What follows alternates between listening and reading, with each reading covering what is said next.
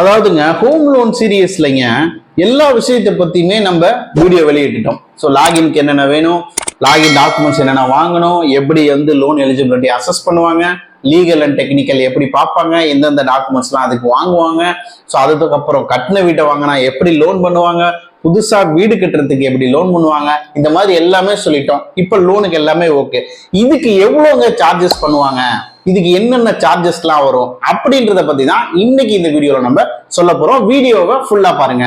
கேட்டதை கொடுக்குமாம் அற்புத விளக்கு வண்டர்லேம்ப் நேயர்களுக்கு வணக்கம். ஹோம் லோன்லங்க சார்ஜஸ் அப்படின்னாலே சில பேர் வந்து பயந்துருவாங்க. காரணம் என்னன்னு பாத்தீங்கன்னா எதுக்கெல்லாம் சார்ஜ் வருதுன்னே தெரியலைங்க. ஏன் இந்த சார்ஜ் போட்டாங்கன்னே தெரியல. இவ்வளவு சார்ஜ் நான் ஏங்க கட்டணும், இந்த மாதிரி நிறைய பேர் புலம்பியிருப்பாங்க. ஏன் எங்ககிட்ட டெய்லியுமே கஸ்டமர் கேட்டுக்கிட்டே தான் இருப்பாங்க. ஸோ அப்ப இதெல்லாம் எதுங்க சார்ஜஸ் வாங்குறாங்க, எதெல்லாம் முக்கியமான விஷயங்கள் அப்படின்றதான் நம்ம சொல்ல போறோம். ஸோ முதல் விஷயங்க லாகின் பண்ணும்போது வாங்குற லாகின் சார்ஜஸ். ஸோ இந்த லாகின் சார்ஜஸ் வந்து பாத்தீங்கன்னா எல்லா பேங்க்லயும் என்பிஎஃப்சிஸ்லயும் காமனா கேட்கிற விஷயங்கள்.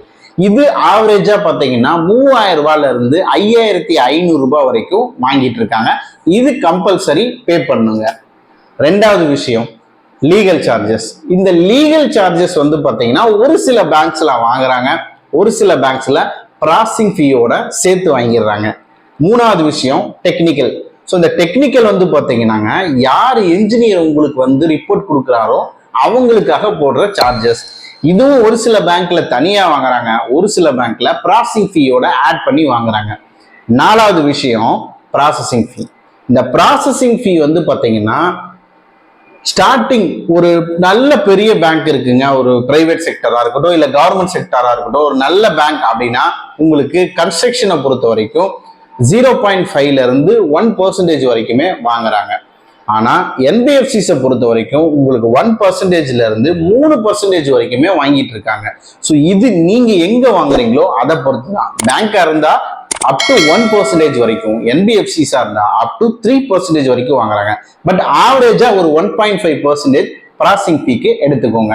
அடுத்துங்க கடைசியான விஷயம் இன்சூரன்ஸ். இந்த இன்சூரன்ஸை பொறுத்த வரைக்குங்க நம்ம சேனல்ல சப்ஸ்கிரைப் பண்ணாம வேற யாராவது இருந்தீங்கன்னா எங்க சேனல்ல இந்த home loan insurance secret reveal அப்படின்னு சொல்லிட்டு ஒரு வீடியோ வெளியிட்டு இருப்போம். அது வந்து பாத்தீங்கன்னா உங்களுக்கு டீடைல்டா சொல்லும். இப்ப நான் ஒரு ரெண்டு வரியில சொன்னாலோ ஒரு 3 வரியில சொன்னாலோ நீங்க அந்த வீடியோ பாத்தீங்கன்னா உங்களுக்கு இன்னுமே நிறைய கிளாரிட்டி கிடைக்கும். ஸோ அந்த வீடியோவோட லிங்கை எங்களோட சேனல்ல நாங்க வந்து பின் பண்றோம். ஸோ மறக்காம அதையும் சேர்த்து பாருங்க. சரிங்க, இப்ப ஹோம் லோன் இன்சூரன்ஸுக்கு என்ன சார்ஜஸ் வரும்? ஹோம் லோன் இன்சூரன்ஸுக்குன்னு பாத்தீங்கன்னா ப்ராப்பர்ட்டிக்குன்னு ஒரு இன்சூரன்ஸ் போடுவாங்க, வாங்குற பர்சன்ஸ்க்குன்னு ஒரு இன்சூரன்ஸ் போடுவாங்க. இது வந்து லோன் கவரேஜோட சேர்ந்து வந்துடும். ஸோ இதை பொறுத்த வரைக்கும் உங்களுக்கு எவ்வளவு ப்ரீமியம்ன்றது உங்களோட ஏஜை பொறுத்து தான் டிஃபர் ஆகும்.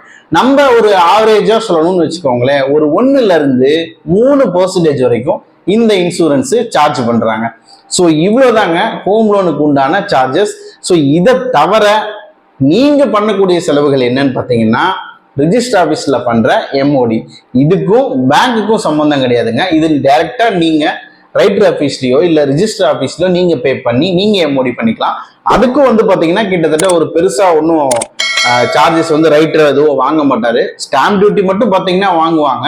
ஸோ உங்களுக்கு அந்த ஸ்டாம்ப் டியூட்டியில எவ்வளவு சார்ஜஸ் வரும், இல்ல ரைட்டர் எவ்வளவு கேட்பாங்க, இல்ல இதை தவிர வேற ஏதாவது சார்ஜஸ் வருமா என்ன, இந்த மாதிரி இன்னுமே இந்த ஹோம் லோன் பத்தின சார்ஜஸ் டவுட் இருக்குன்னு நீங்க ஃபீல் பண்ணீங்க அப்படின்னா டிஸ்கிரிப்ஷன்ல கொடுத்துருக்கிற எங்களோட நம்பரை கான்டாக்ட் பண்ணுங்க.